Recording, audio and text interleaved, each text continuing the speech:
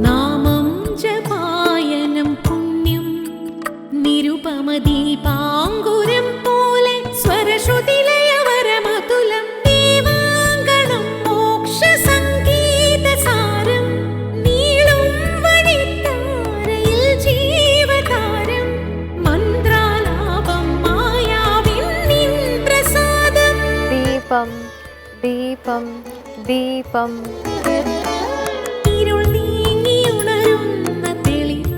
ഏവർക്കും സന്ധ്യാദീപത്തിലേക്ക് സ്വാഗതം. ദേവലോകം നമ്മുടെ സ്വപ്നങ്ങളും പ്രതീക്ഷകളുമാണ്. അത് സുന്ദരമാണ്. ഭൂമി നമ്മുടെ വർത്തമാനകാല യാഥാർത്ഥ്യമാണ്. പാതാളമാകട്ടെ ഉപബോധ മനസ്സിൽ നാം ഒതുക്കി വെച്ചിരിക്കുന്ന തിന്മകളാണ്. ഒപ്പം ചില മധുരമായ ഓർമ്മകളും. ഗുപ്തകാലം മുതൽക്കാണ് ഭാരതത്തിൽ ക്ഷേത്രങ്ങൾ നിർമ്മിക്കപ്പെട്ടു തുടങ്ങിയത് എന്ന് വേണം കരുതാൻ. കാരണം കാലപ്പഴക്കത്തിന്റെ അടിസ്ഥാനത്തിൽ ക്ഷേത്രങ്ങളെക്കുറിച്ച് പഠിക്കുമ്പോൾ ഏറ്റവും പ്രാചീനമായ ക്ഷേത്രം ഗുപ്തകാലത്ത് നിർമ്മിക്കപ്പെട്ടതാണ് എന്ന് കണ്ടെത്തിയിട്ടുണ്ട്. ഇനി ഇന്നത്തെ ദീപാരാധന കാഴ്ചയിലേക്ക് പോകാം.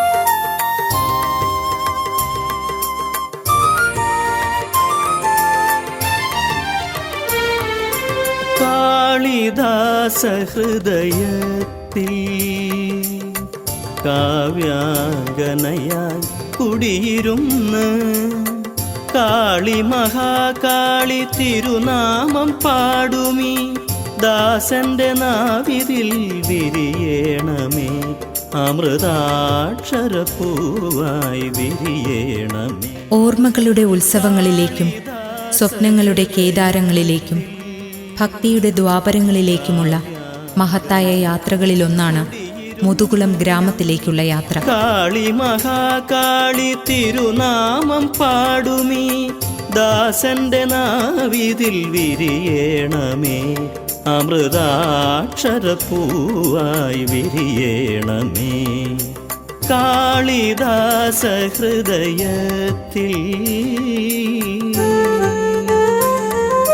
ഓരോ ഗ്രാമങ്ങളും സ്നേഹത്തിൻ്റെ ഒരു കൊച്ചു ദ്വീപ് പോലെയാണ്. അത്യപൂർവമായ വൃക്ഷലതാദികളും ആർദ്രമായ ഭൂപ്രകൃതിയുമൊക്കെ ഈ ഗ്രാമത്തിനു ചാരുതയേകുമ്പോൾ ഈ ദേശത്തിൻ്റെ പരദേവതയായ പാണ്ഡവർക്കാവ് ദേവി ഗ്രാമത്തിൻ്റെ നിത്യചൈതന്യമായി വിളങ്ങുന്നു. പാണ്ഡവർക്കാവ് എന്ന പേര് സൂചിപ്പിക്കുന്നത് പോലെ തന്നെ മഹാഭാരത കഥയിലെ പഞ്ചപാണ്ഡവന്മാരുടെ പാദസ്പർശമേറ്റ ഭൂമിയാണിതെന്ന വിശ്വാസം ക്ഷേത്ര ചരിത്രത്തെ ദ്വാപരയുഗത്തിലേക്ക് കൂട്ടിക്കൊണ്ടുപോകുന്നു. കഥനവാൽമീകത്തിൽ തപസിരിപ്പൂ നിൻ കനിവിന്റെ മാലിനി. ഈ പ്രപഞ്ചത്തിലെ മനുഷ്യരാശിയുടെ സർവ്വകഥകളും നിറഞ്ഞു നിൽക്കുന്ന മഹത്തായ ഇതിഹാസമാണല്ലോ മഹാഭാരത കഥ. മാതൃപുത്ര പിതൃസ്നേഹവും ഗുരുശിഷ്യ ബന്ധവും മനുഷ്യനിലെ സർവ്വവികാര വിചാരങ്ങളെക്കുറിച്ചും യുദ്ധത്തിനെയും ശാന്തിയെയും മോക്ഷത്തിനെക്കുറിച്ചുമെന്ന് വേണ്ട ഇന്ന് ആധുനിക ലോകം അത്ഭുതത്തോടെ നോക്കിക്കാണുന്ന ദിവ്യഗ്രന്ഥമായ ഭഗവത്ഗീത പോലും രചിക്കപ്പെടുന്നത് മഹാഭാരത കഥയിൽ നിന്നാണ്. ആർഷഭാരതം ലോകത്തിന് സമർപ്പിച്ച മഹത്തായ ഗ്രന്ഥങ്ങളിലൊന്നാണ് ഭഗവത്ഗീത.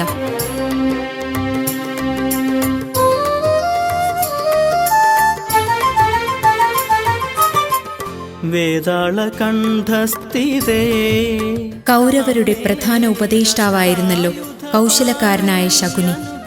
ദുര്യോധനന്റെ ചിന്തകളിൽ വിഷം നിറയ്ക്കുകയും ഒടുവിൽ കുരുക്ഷേത്ര യുദ്ധത്തിലേക്ക് വരെ കാര്യങ്ങൾ എത്തിക്കുകയും ചെയ്തതിൽ പ്രധാനിയായ ശകുനി പാണ്ഡവരെ ഉന്മൂലനം ചെയ്യുന്നതിനായി നിരന്തര തന്ത്രങ്ങൾ ഒരുക്കിക്കൊണ്ടേയിരുന്നു. അനുഗ്രഹിക്കൂ രാജരാജേശ്വരി ദുർഗാ മഹാകാളി. ഒരിക്കൽ ശകുനിയുടെ തന്ത്രത്തിൽ കുടുങ്ങി പാണ്ഡവർ ചൂതുകളിക്കാൻ നിർബന്ധിതരാകുകയും ചൂതുകളിയിൽ പരാജയപ്പെടുകയും ചെയ്തതോടുകൂടി മുൻകൂറായി പറഞ്ഞുറപ്പിച്ച ഉടമ്പടി പ്രകാരം പാണ്ഡവർ വനവാസത്തിനും അജ്ഞാതവാസത്തിനും വിധിക്കപ്പെടുന്നു. ഈ വനവാസകാലത്ത് പാണ്ഡവർ ഭാരതത്തിന്റെ പല ഭാഗങ്ങളിലും വസിക്കുകയും അതുമായി ബന്ധപ്പെട്ട് നിരവധി ദേശങ്ങളിൽ പഞ്ചപാണ്ഡവരിൽ പലരുടെ പേരിലും പ്രതിഷ്ഠിക്കപ്പെട്ട ക്ഷേത്രങ്ങളും നിലനിൽക്കുന്നുവെന്നതാണ് സത്യം.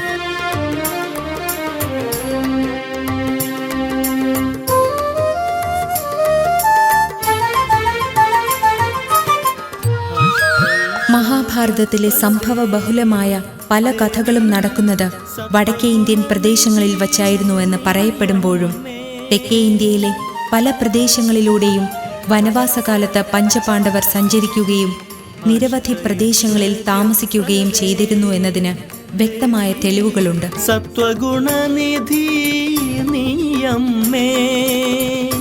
സാക്ഷാൽ ശ്രീകൃഷ്ണ ഭഗവാൻ പോലും കേരളത്തിന്റെ മണ്ണിലൂടെ പാണ്ഡവന്മാരുമായി യാത്ര ചെയ്തതുമായി ബന്ധപ്പെട്ട് വിശ്വസനീയമായ കഥകൾ നിലനിൽക്കുന്നുണ്ട്. ഈ ജന്മസായുജ്യം നേടുവാൻ നിൻ പുണ്യ ദർശനം. ദ്വാപരയുഗ കാലത്ത് ഓണാട്ടുകരയുടെ പ്രധാന ഭാഗങ്ങളായ ഹരിപ്പാട് മുതൽ കായംകുളം വരെയുള്ള പ്രദേശങ്ങൾ നിറയെ മഹാവനമായ ഖാണ്ഡവ വനമായിരുന്നു. ചരിത്രങ്ങളിൽ നിറഞ്ഞു നിൽക്കുന്ന ഖാണ്ഡവ വന ദഹന കഥയുമായി ബന്ധപ്പെട്ട ഐതിഹ്യം നിലനിൽക്കുന്ന ക്ഷേത്രങ്ങളാണ് മുതുകുളത്തിന്റെ സമീപ പ്രദേശങ്ങളായ ഏരുവ, ഏവൂർ, പത്തിയൂർ, കണ്ണുമംഗലം, മണ്ണാറശാല എന്നീ ക്ഷേത്രങ്ങൾ. കാവ്യാംഗനയായി കുടിയിരുന്ന് കാളിമ. വനവാസകാലത്ത് പാണ്ഡവർ മുതുകുളം ദേശത്ത് വാസമുറപ്പിച്ചിരുന്നു എന്നതിന് തെളിവുകളുണ്ടെന്ന് പറയപ്പെടുന്നു. ഖാണ്ഡവദഹന കഥ അതിലൊന്നാണ്. പാണ്ഡവ മാതാവായ കുന്തിദേവിയെ കുറച്ചുനാളത്തേക്ക് വസിപ്പിക്കുവാനായുള്ള ഇടം തിരക്കി കാണ്ഡവ വനത്തിലൂടെ നടക്കുന്ന ഭീമസേനൻ മുതുകുളത്തെത്തുകയും അവിടെയുള്ള ഒരു കുശവ കുടിലിനു മുന്നിലെത്തി തൻ്റെ ആവശ്യം അറിയിക്കുകയും ചെയ്തു. അക്കാലത്ത് വളരെയധികം ഗുണമേന്മയുള്ള കളിമണ്ണ് ധാരാളമായുള്ള ദേശമായിരുന്നു മുതുകുളം. ഭീമസേനൻ കുശവക്കുടിലുകളിൽ ഒന്നിൽ തന്നെ കുന്തിദേവിയെ താമസിപ്പിക്കുവാനുള്ള ഇടം കണ്ടെത്തുകയും തുടർന്ന് ചുറ്റുമുള്ള 5 കാവുകളിലായി പാണ്ഡവർ 5 പേരും താമസിക്കാനും തുടങ്ങി. ഈ 5 കാവുകളും ഇവിടുത്തെ 5 കരകളിൽ ഉൾപ്പെട്ടതായിരുന്നു. അങ്ങനെയാണ് ഈ പ്രദേശത്തിന് പാണ്ഡവർക്കാവെന്ന പേരുണ്ടാകുന്നത്. പാണ്ഡവർ സഞ്ചരിക്കുന്ന ഇടങ്ങളിലൊക്കെ തന്നെ അവരുടെ ആരാധനാമൂർത്തിയായ സാളഗ്രാമ വിഗ്രഹവും കൂടെ കൊണ്ടുപോകുമായിരുന്നു. അക്കാലത്ത് പാണ്ഡവർ തങ്ങളുടെ സാളഗ്രാമ വിഗ്രഹം ഈ മണ്ണിലും വച്ച് പൂജിച്ചിരുന്നു. നിത്യാരാധനയ്ക്കായി ഇപ്പോൾ ക്ഷേത്രം സ്ഥിതി ചെയ്യുന്നതിന് പടിഞ്ഞാറ് ഭാഗത്തുള്ള കാളിയേത്ത് വയലിൽ നിന്നും മൺപാത്ര നിർമ്മാണത്തിനുപയോഗിക്കുന്ന കളിമണ്ണുപയോഗിച്ച് ഒരു ആരാധനാബിംബം നിർമ്മിച്ച് പാണ്ഡവ മാതാവായ കുന്തിദേവി ഇവിടെ പ്രതിഷ്ഠിക്കുകയും ചെയ്തു. പ്രതിഷ്ഠാ സമയത്ത് വിഗ്രഹത്തിൽ പതിഞ്ഞ കുന്തിദേവിയുടെ വിരൽപ്പാട് ഇപ്പോഴും ഇവിടുത്തെ മൂലബിംബത്തിൽ കാണാൻ കഴിയുമെന്ന് പഴമക്കാർ പറയുന്നുണ്ട്. അഷ്ടകരങ്ങളാൽ ഇഷ്ടവരം തരും ചക്കുളം കാവിലേയം.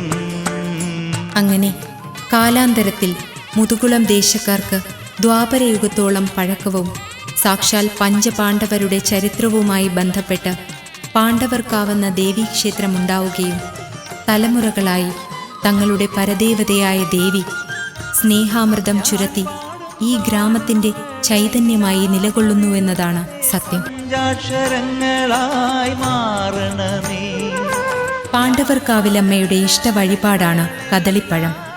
കദളിപ്പഴത്തിന്റെ മാഹാത്മ്യമോതുന്ന കഥകൾ ഗ്രാമത്തിൽ പ്രസിദ്ധമാണ്. എന്നും പുലർച്ചെ അഭിഷേകത്തിനു ശേഷം ഒരു കദളിപ്പഴം മുടങ്ങാതെ ദേവിക്ക് നേദിക്കുന്നുണ്ട്. ദേവി പ്രതിഷ്ഠ നടത്തിയതിനു ശേഷം ആദ്യമായി നിവേദ്യമർപ്പിച്ചത് കദളിപ്പഴമാണ്. അതുകൊണ്ടാണ് കദളിപ്പഴം ഇവിടുത്തെ ഇഷ്ടവഴിപാടായി മാറിയത്.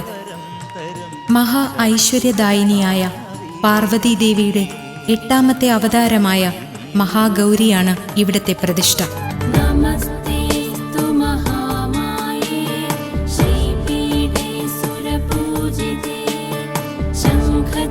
ദേവിയുടെ തിരുനാളായാണ് തൃക്കാർത്തിക അറിയപ്പെടുന്നത്. എല്ലാ ദേവീക്ഷേത്രങ്ങളിലും എന്ന പോലെ ഇവിടെയും തൃക്കാർത്തിക ആഘോഷിക്കാറുണ്ട്. വൃശ്ചിക മാസത്തിലെ തൃക്കാർത്തിക കൂടാതെ ധനുമാസ കാർത്തികയ്ക്കും ഇവിടെ സവിശേഷതയുണ്ട്. ഇവിടെ പ്രതിഷ്ഠ നടത്തിയത് ധനുമാസത്തിലെ കാർത്തിക നക്ഷത്രത്തിലാണെന്നാണ് വിശ്വസിക്കപ്പെടുന്നത്. ഉത്സവ ദിവസങ്ങളിലെന്ന പോലെ ഈ ജന്മദിനത്തിലും വിശേഷാൽ പൂജകളും എഴുന്നള്ളത്തും നടത്താറുണ്ട്. വിശേഷ ദിവസങ്ങളിലും മലയാള മാസത്തിലെ ആദ്യത്തെ വെള്ളിയാഴ്ചയും അഖണ്ഡ നാമജപം ഇവിടെ നടക്കാറുണ്ട്. കൂടാതെ വിശേഷ ദിവസങ്ങളിലും മണ്ഡലമാസ സമയത്തും ഉത്സവ ദിനങ്ങളിലും വൈകിട്ട് ഭജന പാടുന്ന സംഘവും ഇവിടെയുണ്ട്.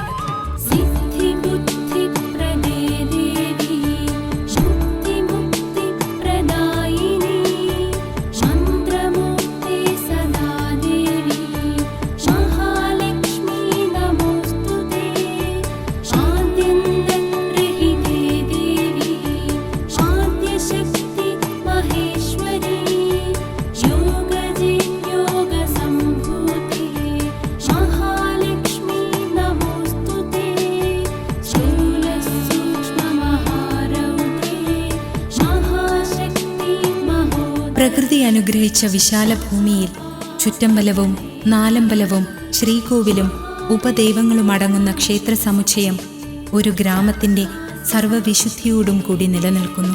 ദേവീമന്ത്രം ഉരുവിട്ടുകൊണ്ടിരുന്ന ക്ഷേത്രാങ്കണത്തിലെ മരങ്ങളുടെ നിശബ്ദതയിലേക്ക് പ്രദോഷപൂജയുടെ നാദങ്ങൾ നിറയുമ്പോൾ ദേവിയുടെ തിരുസന്നിധിയിലെത്തി പുണ്യദർശനം നേടുവാനായി ഭക്തജനങ്ങൾ പ്രദക്ഷിണ വഴികളിൽ നിറഞ്ഞു.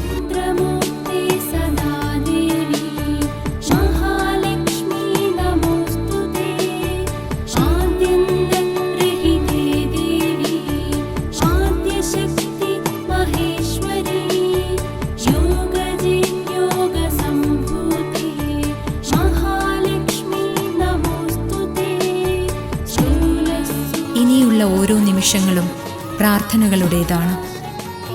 കുന്തിദേവി കൊളുത്തിയ വിളക്കുകളുടെ തുടർച്ച പോലെ ക്ഷേത്രവിളക്കുകൾ തെളിയുന്നു.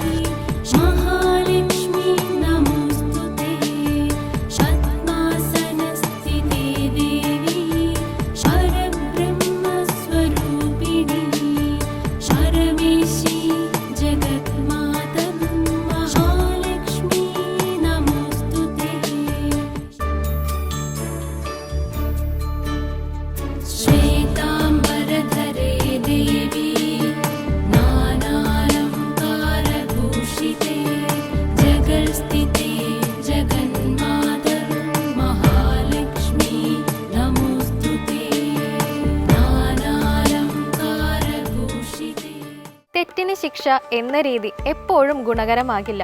ചില സമയങ്ങളിൽ ശിക്ഷയേക്കാൾ മാപ്പിന് കരുത്തുകൂടും. കുട്ടികളുടെ തെറ്റിനെ നേരിടേണ്ടി വരുമ്പോൾ രണ്ടാമത്തേതാകും ഗുണകരം. കുട്ടികളെ കൈകാര്യം ചെയ്യുമ്പോൾ വളരെ ശ്രദ്ധയോടെ കൈകാര്യം ചെയ്യുക. ഇന്നത്തെ സന്ധ്യാദീപം ഇവിടെ അവസാനിക്കുന്നു. ഏവർക്കും നന്ദി.